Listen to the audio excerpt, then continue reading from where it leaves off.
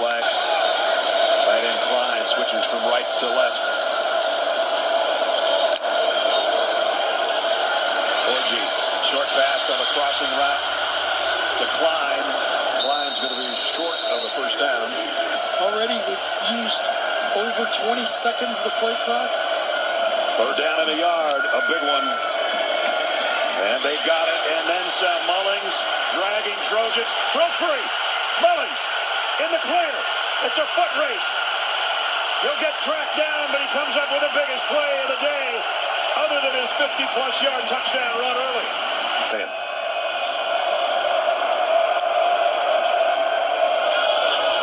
Mullings, only about a yard. They've got 90 seconds to try to get it.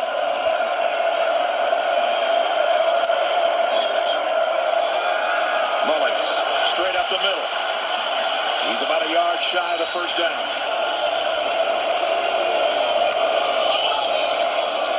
Mullings, and he got the first down. Michigan's got 2 timeouts, so does USC. Mullings got to the 3, maybe the 2. Lincoln Labs, goal line stand to win the game, or does Michigan shove it in? Orgy in the pistol with Mullings behind him. Second and goal.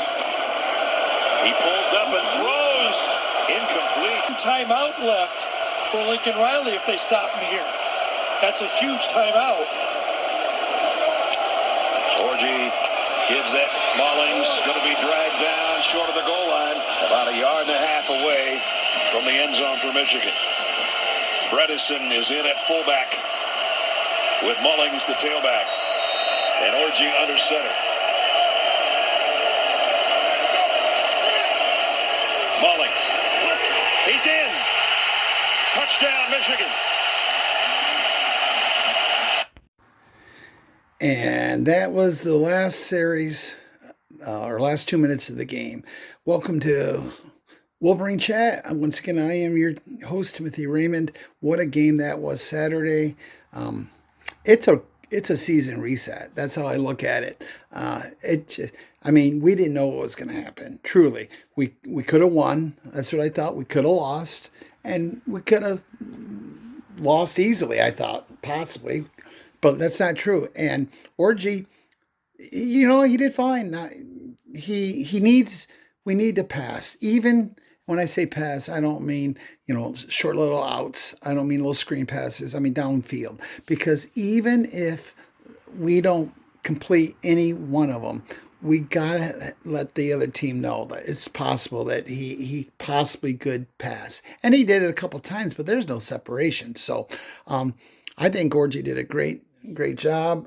He controlled the team, and guess what? There was no interceptions now. There was only 11, what was he?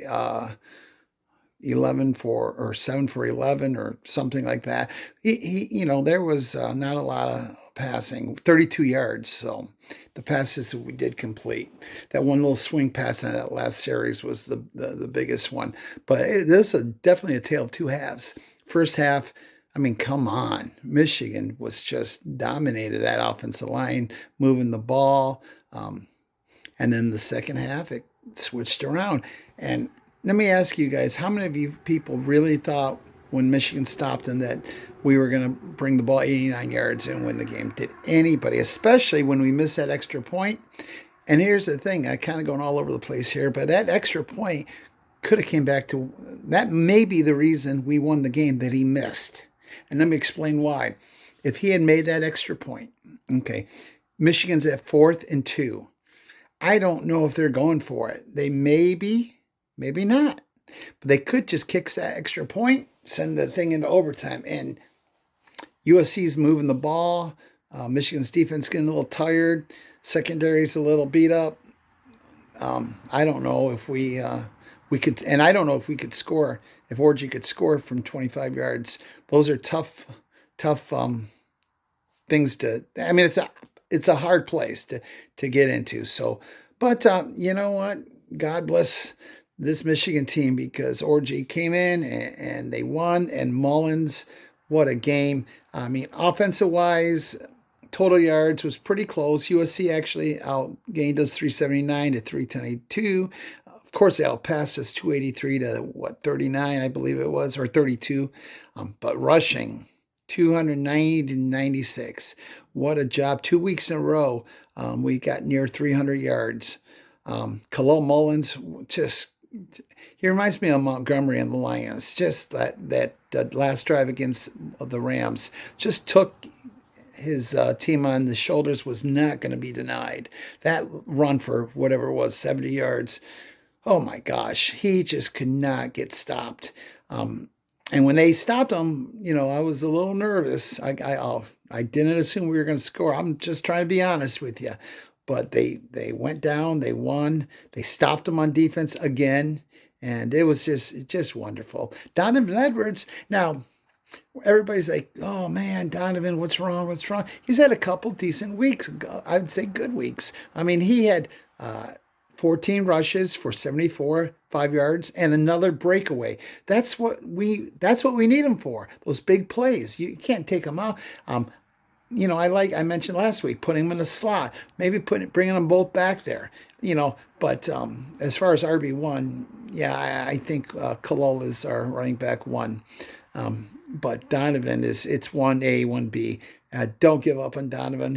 Every play he can just break that quick, touchdown or a big break. So again, Orgy 13.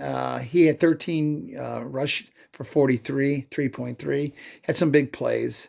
But we gotta play bully ball. And if that's what we are, that's what we are. Take pride in you are. Now that doesn't mean you never pass. Again, I think they're going to pass more. I think they're going to get passed downfield a little bit more. But you got to, Derek Bell, Ronnie's brother, has got to get more open. Samaj Morgan, got to get more open and have some separation. If you notice those passes, none of them were the guy was right on him every time. Orgy had nowhere to throw. Nowhere to throw. And the couple times he didn't, he threw it away. So, you know what? I'm going to give Orgy, as far as passing, another week. Overall, I gave him probably a B+. So, controlled the line of scrimmage. No, not a lot of fast starts, false starts. But remember, Loveland was out. And this is literally the best tight end in the league. Now, they've got to go to him. They've got to go to Loveland, but they can't go to him every time. They've got to use him as a decoy too, and get Samaj and Derek Bell and a couple of the other guys open downfield. On the defense, Josiah Stewart, 2 sacks. That guy was he could have had 5 sacks easy. Every play he was right there. Who else? Kenneth Grant got a sack. Mason Graham, another sack. I think they had maybe 4.5 sacks, if I'm right. Don't quote me, but it seemed like they had 10 sacks. That just every single time they did it better on third down and long. You get a couple of those plays go the other way, and USC doesn't score that touchdown to go ahead.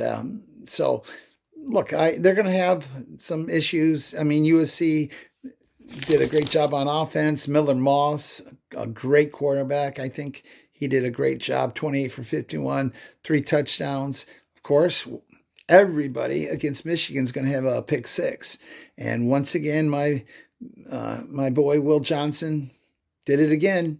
I had a great time. I had dinner with him a couple years ago at a Michigan dinner banquet. Just the nicest kid in the world. Talked about his dad. Overall, I was. I told my wife. I said, we're gonna read nothing about the ground game, the defense, the fact that everybody said we're gonna lose. We won the game against USC, people. Okay, look at Texas 2 weeks ago. Look at today. If you don't see it, this team is. Anyway, what I was trying to say, this team is definitely improving, getting better every game. From Texas to Arkansas State to USC. I think, could they beat Ohio State? Definitely. Will they beat Ohio State? That's yet to come. I am not going to say they're going to, win it out. But I truly think they could lose to Ohio State, and they'll pretty sure they'll be in the playoffs. They beat Oregon and Washington, Michigan State. Who else they play? I think that's most of the tough teams. But guys, just enjoy it. Okay, we don't know. This team is definitely not last year's team, but that was fun. Was that not fun? Was that not the coolest thing? I watched it with my wife, my sister, and my brother-in-law. And I have high blood pressure to start with, and to be honest, that last drive, my nose started bleeding. I took my pressure. My heart rate was 130. My blood pressure was 147 over, I think, 107 or something like that. And I have high blood pressure, but my heart rate was not. And my nose, I could not get stopped. So I'm walking around with paper towel shoved up my nose, pinching my head like this, watching that last defensive stand. And it's ridiculous. I think I don't take it that serious, but clearly I do. So, but how fun. I'm enjoying this victory all week. And now I want to end this with an interview in the post game with Alex Orji.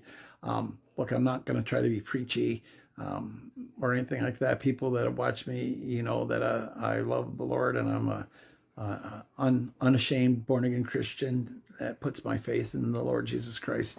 And I get so excited when I see some of these players that are not afraid to give God the glory. So this thing is just really cool.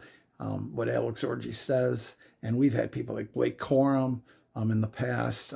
Josiah Stewart is another one. So many, just Donovan Edwards, of course, always talks about God. And again, I'm not trying to be preachy, but you know, it makes me love this team even more. I love Michigan, but when they truly talk about Jesus, I get excited about that. Call me strange, but anyway, I'm going to end it with Alex Orji, and thanks, guys. Please subscribe. We're getting some views, but just very few subscribers. And like, comment, anything like that. It really means a lot. I don't know if you realize that, I was there in '86 with Jim Harbaugh as a receiver, and it means a lot to me. This podcast, this university, this team, it's just such a joy to me. As much as I hate the fall because that means winter's here, it means I get Michigan football, and now I have the Lions to root on.